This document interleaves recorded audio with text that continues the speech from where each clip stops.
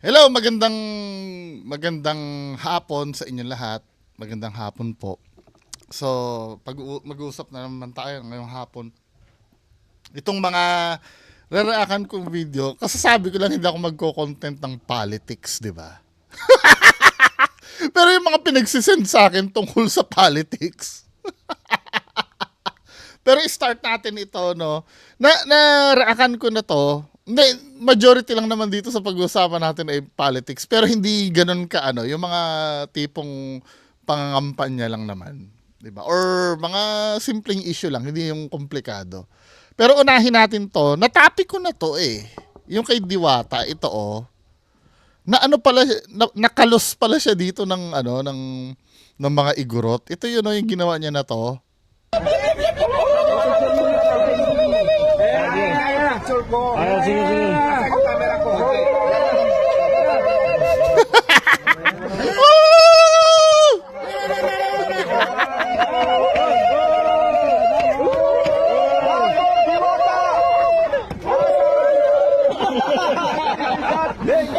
Pangmamak nga naman to. Nung unang, hindi.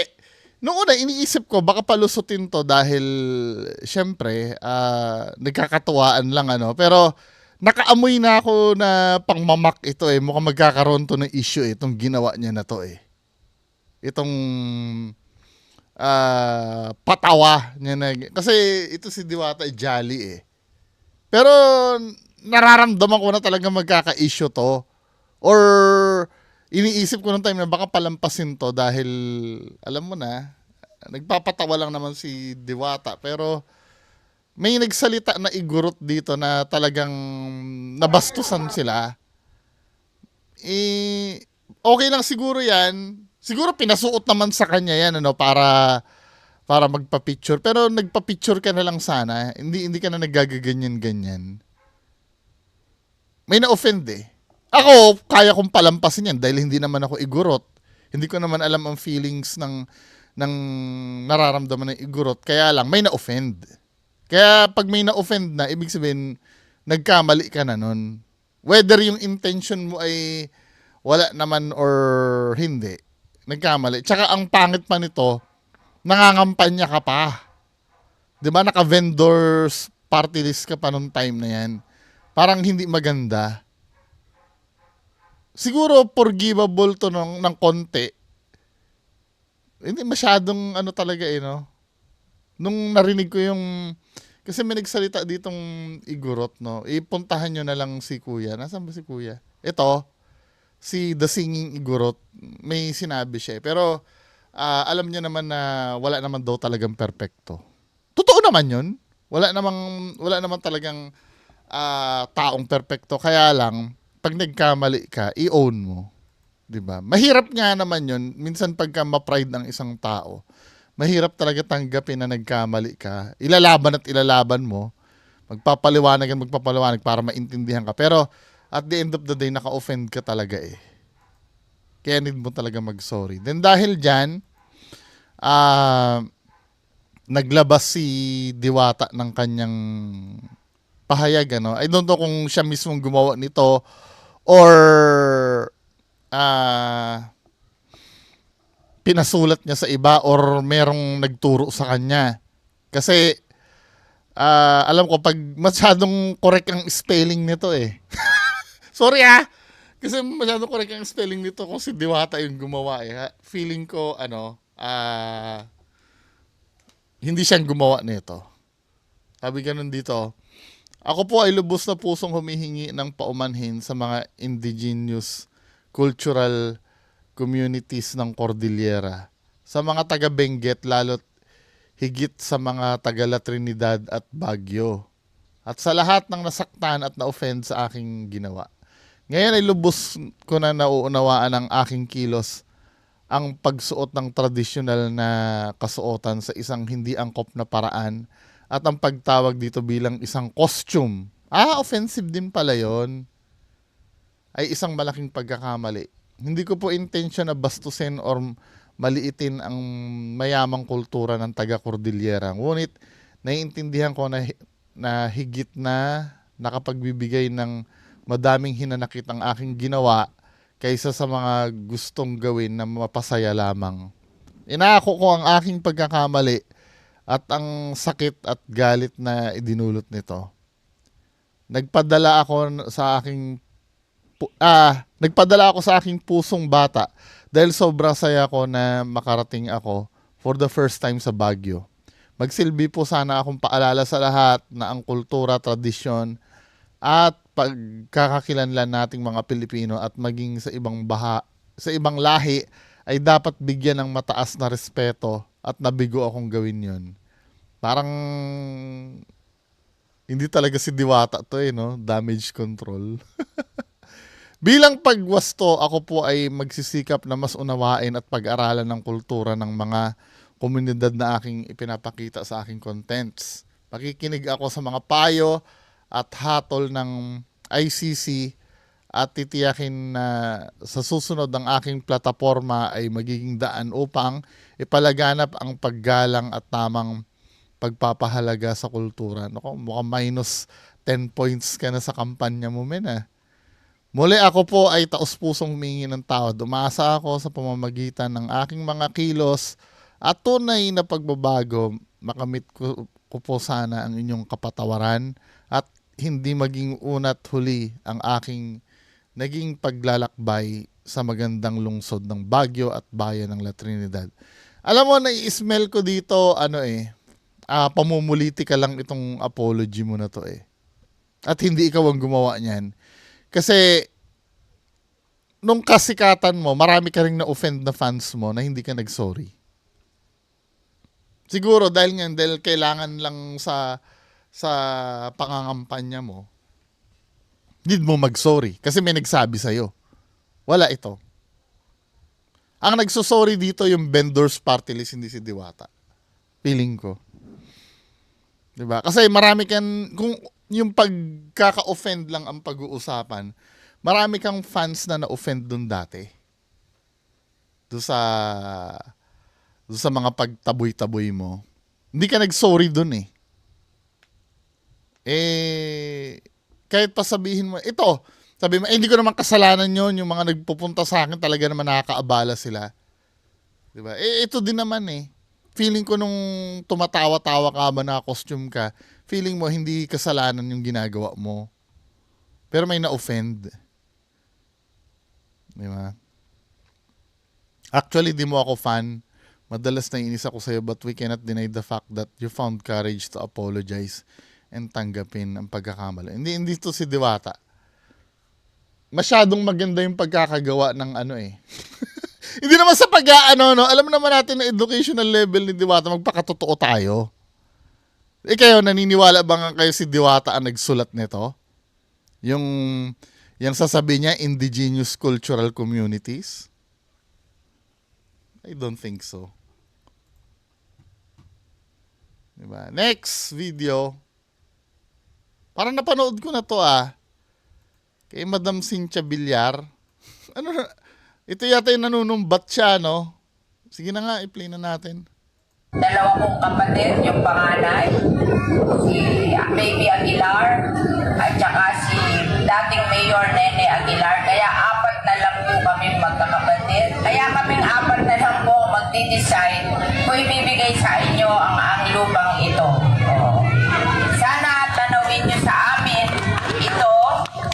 Kung ibibigay namin sa inyo, malalaman naman namin sa eleksyon kung tatanawin yung utang na loob. Ibigay namin ng lupa sa inyo. At sana ipakita nyo sa amin na kami ay susuportahan nyo sa darating na 2025 election. Ipakita nyo sa amin. Ipakita nyo sa amin ang appreciation nyo. Kasi pag hindi nyo pinakita sa amin, baka magbago ang isip namin na pagbibigay sa inyo ng lupa. Tandaan nyo. Kung makita namin na hindi nyo pala kami mahal, dapat ba namin mahalin din kayo? No, sobra naman yan. Hindi po si April Aguilar ang magdi-decide nito. Kaming apat na magkakapatid ang magdi-decide. Nakikita ko naman yung pagmamahal na yan sa eleksyon ng 2025. So, hindi naman makukuha Sobra naman yon. So meaning, ikaw ay servant lang ng mga taong nagmamahal sa'yo? Parang hindi maganda yon, no? Parang doon lang sila sa may puso. Kasi sa ayaw at sa gusto mo, pag nanalo ka, pati yung mga hindi bumoto sa'yo, paglilingkuran mo yun eh. Tama? Pero kung ganyan ang lohika nila Ma'am Cynthia Villar, alam niyo na kung anong quality kandida. Kailangan may mahihita sila bago sila tumulong. So, by using that logic, no, nakakahiya to. Kasi ako, narinig ko yung speech. So, para pag hindi ka pala namin sinuportahan, wala kami mapapala sa'yo. Parang ganon. Ang public service kasi, kahit hindi mo supporter yan o ano, kailangan talaga tulungan mo yan. Dahil para sa lahat ng Pilipino yun eh. Or kung halimbawa sa local government ka tatakbo, lahat ng residente doon, ano mo yun eh, boss mo yun eh, di ba? Hindi pwedeng, tingin nga nung binoto mo, ako bang binoto mo? Sige, paglilingkuran kita. Actually, hindi nga yata paglilingkod yung more on parang, hindi talaga siya paglilingkod eh. Kailangan unahin muna na paglingkuran siya ng tao bago siya maglingkod sa tao or bago siya makatulong sa tao. Hindi maganda, di ba? Hindi siya maganda na anong possible palusot ni Ma'am Cynthia Villar diyan? Binibiro niya lang yung mga tao? Or anong konteksto kaya ang gusto niyang ipalabas diyan? Hindi talaga maganda, no? Pero mo sabihin mo, kailangan maramdaman namin yung pagmamahal nyo. Kung hindi, di ba? Kasi, ibig sabihin, wala talaga sa puso niya yung pagtulong. Mas gusto ko pa nga yung yung mga style nila Sam Versosa yung mga trapo na walang pakialam basta bigay lang ng bigay ng kung ano-ano, na wala ng kondisyon na hinihingi. Kaya tulad dito, hindi ko na-mention yung lokal namin dito, no? Kailan lang namigay ng 500 yun eh. Hindi ako umabot eh. Pang gasolina din sana yun, yung 500. Hindi ako umabot eh. Kasi tanghali na ako nagising. Namigay dito. At least yun, di ba? Wala namang condition daw na sinabi na, basta ito, parang ang sinasabi, basta pagmamahal niya sa wala siya sinasabi na iboto niyo ako. Although na ganun din yung meaning, no? Mas maganda na yon. Hindi maganda ang mag-vote buying. Hindi talaga maganda. Pero kung lesser evil, mas maganda na yun kaysa puwersahin mo yung tao na alam din naman natin ang vote buying, yun din naman talaga ang meaning. Pero hindi kasi maganda the way ito talagang pinipuwersa niya eh. Kumbaga hindi niya muna ibibigay yung ibibigay niya. Kailangan talagang sigurista eh. Kailangan manalo muna. Yun na nakakatakot. Di ba? Sigurista. Kailangan manalo muna bago maramdaman yung tulong. So, ibig sabihin, hindi ka talaga helpful. After mo lang talaga pwesto. At dahil gusto mong manalo, ano kaya ang kapalit nun, no? Malamang may kapalit yan dahil yung gawain nila may kapalit din eh. Di ba? Pagka binoto nyo ako, bibigay ko yung lupa. Pagka nanalo siya, ano kaya ang kapalit nun na pwede niyang kunin pag nakaupo na? Di ba? Nung una medyo gusto ko pa yung anak nito, si Camille eh. Pero may sinan nga yata sa akin video ni Camille. Tingnan nga natin yung anak niya. Kung yung may sinan sa akin video eh. Hindi ko yata na-prepare kasi ang daming video ni Ma'am Cynthia Villar dito. Pero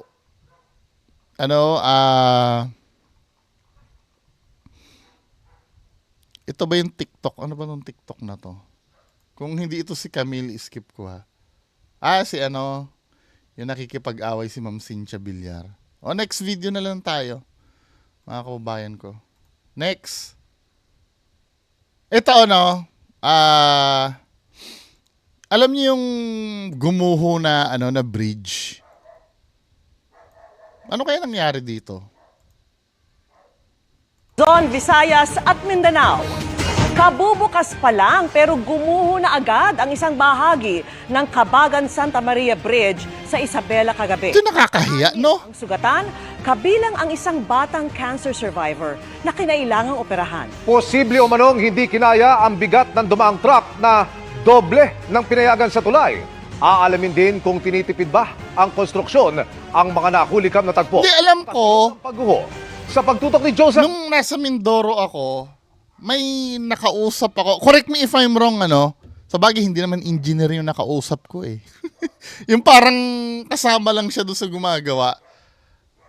Ang paggawa daw ng bridge ay nag-e-exceed. Si Sir El Jaco, may nalalaman ka sa ganito, no? Kung tama ako, ang paggawa daw ng bridge ay nag-e-exceed talaga doon sa capacity na dinideklara. May allowance yan daw. Kung ang allowed lang dito sa bridge na to ay 10 tons, kaya daw yan ng 20 tons. Kaya lang, mas magandang ma-maintain lang sa, alam ni Sir El, mukhang engineer yata si Sir El Jaco eh. Pasagot nga Sir El Jaco, hindi naman kasi engineer yung kausap ko nun. Parang achoy-achoy lang siya nung, kasi may ginagawang bridge sa Mindoro dati, di ba? Pag, mga taga Mindoro dyan, di ba? Pagka bumabagyo sa atin nun, laging wasak yung, hindi naman yung bridge yung mismong wasak, yung lupa sa tabi ng bridge, kaya hindi siya nagagamit pag bagyo. 'Di ba? Tinatambakan lagi ng yun eh. Ng lupa. O taga-Occidental Mindoro ako Yung sa mga taga-Oriental yata wala kang problema eh. Yun ang sabi sa akin, ang capacity, let's say pag diniklara na 10 tons, kaya daw noon kahit 20 tons. Kaya lang mas safe yung dinideklara na kumbaga allowance lang yun, pero dapat talaga 10 tons lang yung dadaan. Pero tingnan natin yung explanation nito. Moro. Patay ang engineer nito.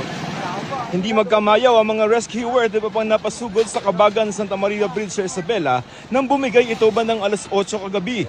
Kita ang isang truck habang tila nakabitin sa pagkakaumang dahil tuluyang bumagsak ang kaputol ng tulay na dadaanan sana nito. Kakahiya, no? Dalawang SUV at isang scooter na bumabaybay rin sa tulay noon. Nabalian ng binti ang isang 8 years old na cancer survivor kaya kailangang operahan sa isang ospital. 5 iba pa ang sugatan. Nabalian po ng binti. The rest, minor injuries lang naman po, cuts and bruises. Hindi naman agad nahagilap ang driver ng truck. It's either nag-flee yung dump truck driver. Wait, bakit siya tatakas? Hindi niya naman kasalanan yun. 'Di ba? Ay, hindi. Pwede. Liable ba siya doon? Let's say, halimbawa, nag-exceed siya doon sa timbang nung dadaan dapat niyan. Kung meron man siyang pahinante. Pero kanina ay sumuko na rin ito ayon sa Kabagan Police. Hanggang kanina ay nakahambalang pa rin ang truck na may dalang mga graba at ang mga... Kasalanan niya ba yun? Hindi niya naman kasalanan yun, di ba? Sabi nito, nitong Pebrero lamang nang buksan ang tulay na ginastusan ng abot 1.2 billion pesos. Wow. Pero para lamang sa mga light vehicle. Bagamat 2014 sinimulang gawin, natitigil ang konstruksyon dahil sa hindi regular na pagpondo sa proyekto. Niretrofit pa ito noong March 2023 para patabayin ng ilang bahagi alinsunod sa updated na design code ng DPWH. Pero hindi raw ibig sabihin na may problema simulat sa pool ang disenyo nito. Ang main reason ng retrofitting natin is to additional strengthening para sa earthquake effect po. Pero tila hindi kinaya ng tulay ang sobrang bigat ng dumaan truck ayon sa DPWH. 102 tons ito, halos doble ng 45 tons sa itinakda ng batas na maximum na kapasidad ng kahit anong tulay sa bansa. So ang ginawa natin ngayon, sir, yung bato mismo, tinatest natin para makuha natin yung actual na specific gravity ng boulders mismo, sir. Para totoo po siya. Gayunman, gusto munang malaman ng DPWH kung yan talaga o may iba pang posibleng sanhi ng pagbagsak ng bahagi ng tulay. Kabilang din sa posibleng imbestigahan ng kontraktor nito na RD Interior Junior Construction at kung tinipid ba ang tulay. Lahat po yung aspeto na yun, sir, ay tinitingnan po natin, sir. May nakausap kami sa kumpanya pero hindi raw siya ang otorisadong magbigay ng pahayag. Para sa GMA Integrated News, Joseph Morong, nakatutok 24 oras. Pero nakakahiya yan, ano? Yung ganyan. Kasi dapat, ano yun, pagka maggagawa tayo ng tulay, yung saktuhan lang. Kung ano yung sinabi ko, wala man lang extra mile na, hindi, sisiguraduhin ko na mag-i-exceed pa doon sa capacity. Diba? Sa bagay, higit pa sa doble yung bigat, nung dumaan. Hindi, anong opinion nyo dito? Tsaka bakit ka gagawa ng tulay na saktuhan lang? Bakit gagawa ka rin lang ng tulay, bakit hindi yung talagang matindi-tindi na? Yung kaya talaga yung mga mabibigat na nakakagawa naman ng ganyan, 'di ba? Yung tulay papuntang Pampanga, yung mahaba. 'Di ba kaya nung ang tagal na nun eh. Bakit kailangan gumawa kayo ng cheap na tulay? Gagastos na rin lang kayo ng ng tulay, dapat yung matibay na talaga. Yung katulad ng San Juanico Bridge, 'di ba? Ang tagal na nun. Anong opinion ng mga engineer dito, no? Paki-comment ngayon mga may nalalaman. 'Di ba? Pero nakakahiya to, no? Ito yung sinasabi ko kung gagawin ko ng analogy yung kay Jay Costura. Let's say halimbawa, yung engineer pumalpak sa tulay na 'yan. Kasi ang katwiran ng mga fans ni Jay Costura pagka pumalpak, nobody's perfect daw. Nobody's perfect. Hindi eh. Profession kasi ni Sir Jay Costura yun eh. Bayad siya dun eh. Hindi mo pwede ipalusot na nobody's perfect, hindi siya Diyos. Parang ganito, kung let's say engineer, no? Siyempre engineer siya, pinagkakatiwalaan natin na gagawa siya ng tulay na malupitan. Tapos biglang nasira ng ganyan. Tapos ang ipapalusot natin, nobody's perfect eh. Hindi, binayaran ka, tsaka profession mo yan, nagpakilala kang engineer, lisensyado kang engineer, ikaw yung kinuha, profession mo yan. 'Di ba? Parang doktor nag-oopera, 'di ba? Tapos sumablay yung operasyon niya, may naiwan na nagunting sa loob. Kaya 'di ba, sa ER kasi may inventory yun eh. Bago isara yung tahi, may ilang scissor ang ginamit, 2, bibilangin muna bago isara yung kasi kasama sa procedure yun. Hindi mo pwede ipalusot na pag nagkamali ka, hindi, tao lang tayo eh. No. May ibig sabihin, sumablay ka. Kaya yung mga logic ng mga supporter ni Sir Jay Costura na sumasablay siya tapos sabihin niyo na palulusutin niyo, 'di ba? Profession niya kasi 'yun eh. Kasi kung sasabihin niyo na hindi naman siya Diyos, hindi naman ano siya? Psychic siya, 'di ba? Anyway, mga kababayan ko, patuloy tayo, no. Next video. Ito kay Robin Padilla. Ay, mga Pilipino talaga. Number 1 to, 'di ba? Na senador. Ano ba yung naging inspirasyon ng Pinoy, bakit binoto to? Panoorin nga natin. Pero yung mga sinasabi po nating existing practice na ngayon na ginagawa nila, ano po ang legal basis nun? Opo. Kasi siyempre, bago nila ginawa yan, kinover muna nila sarili nila ng, ano ba tawag, circular ba? Opo, Is it circular. Oh, sige. Ano po ang legal basis ng Commission on Audit para sa kapangyarihan nila sa pag-issue ng circular? Opo, napakaganda po ng tanong ng ating pinunong minorya. At yan po, alam niyo po, dito po sa aking kaliwa, kung titingnan niyo po, dahil ang sabi ko po sa kanila, Ginoong Pangulo, tayo po ay haharap sa Bar Tatnatcher. Season pa. Kaya ng mga auditors ang kailangan po natin dito sa kaliwa. Ano po? That is bullshit! Yung legal basis na yun. Ay, naku! Section 2 ng konstitusyon.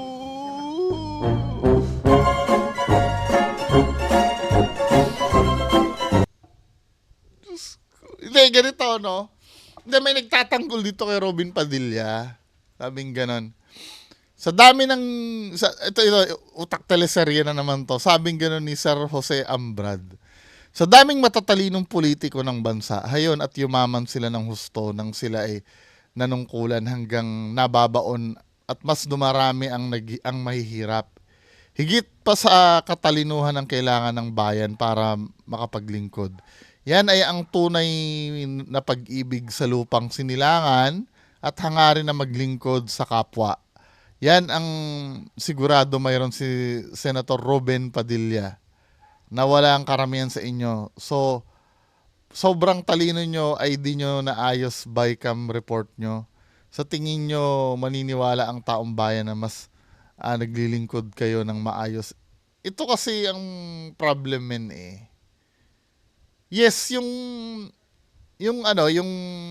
pagiging maibigin ni Robin Padilla sa bayan. Hindi ko naman kini-question yun. Totoo naman yun. Nakikita ko naman. Pati silang dalawa ni Manny Pacquiao. Yung si Manny Pacquiao noong una ha. Nung unang takbo ni Manny Pacquiao ha. Nakikita ko naman yun. Na yung puso nila ay sa Pilipinas talaga. Ang problem kasi minsan, katulad nito, no?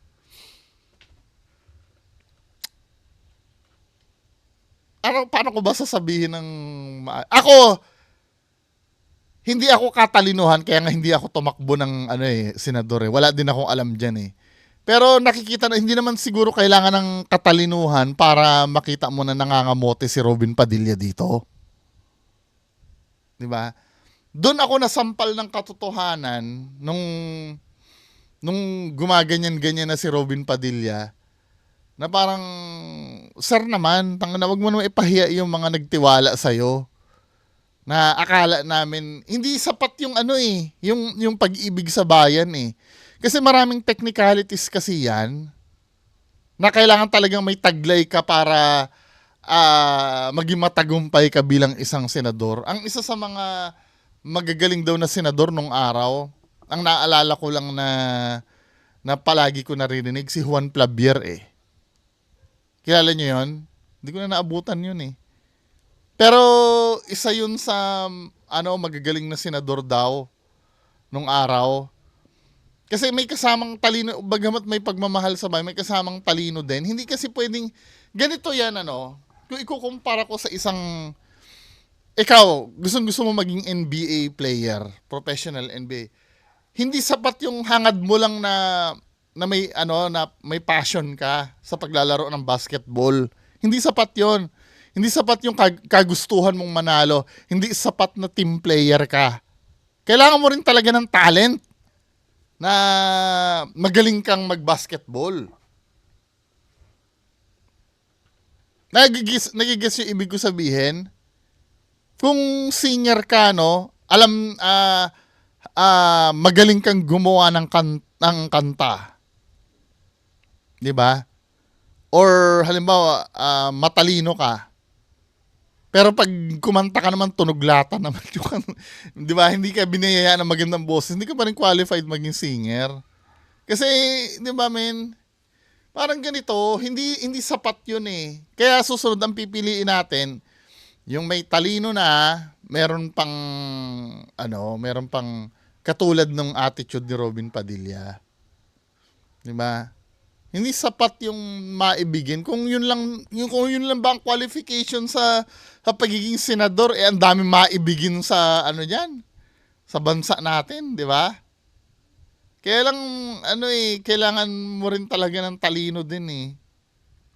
Sa bagay, hindi ko rin naman masisi yung mga kababayan natin, Yung mga magagaling na binoto natin eh.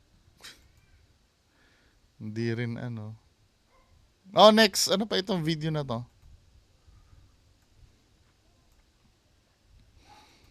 Saan nanggaling ang 990 kilos of shabu na nakuha pumunta sa opisina ni Mayo.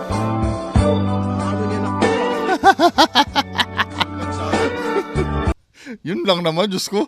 Nagsusuklay lang naman ng bigote, kayo naman. Ito naman si Richard Haydarian. Ano naman ngayon kung nagsusuklay ng ano, okay lang yan. Sa akin, okay lang yan, ha?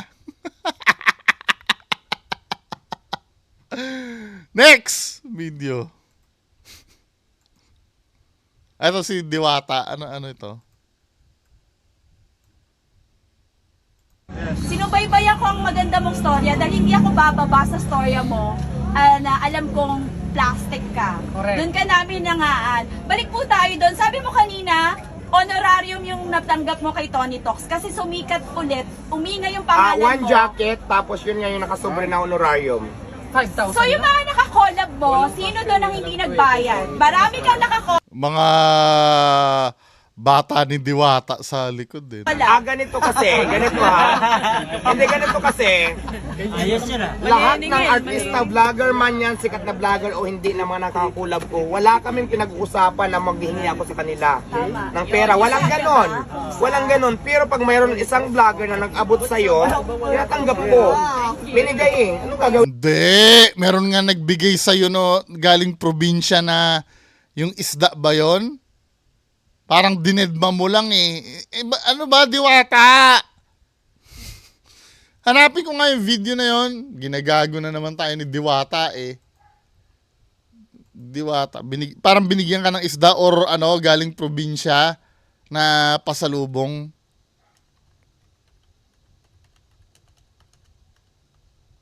Hindi mo tinanggap. Sana ba yon? Binigyan siya ng isda eh.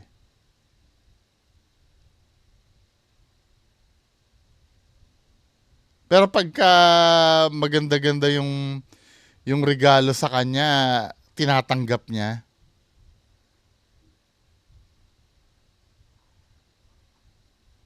Nahanap ko yun eh. Kaya ba napanood nyo ba yun? Yung binigyan siya ng yung parang goldfish ba yun?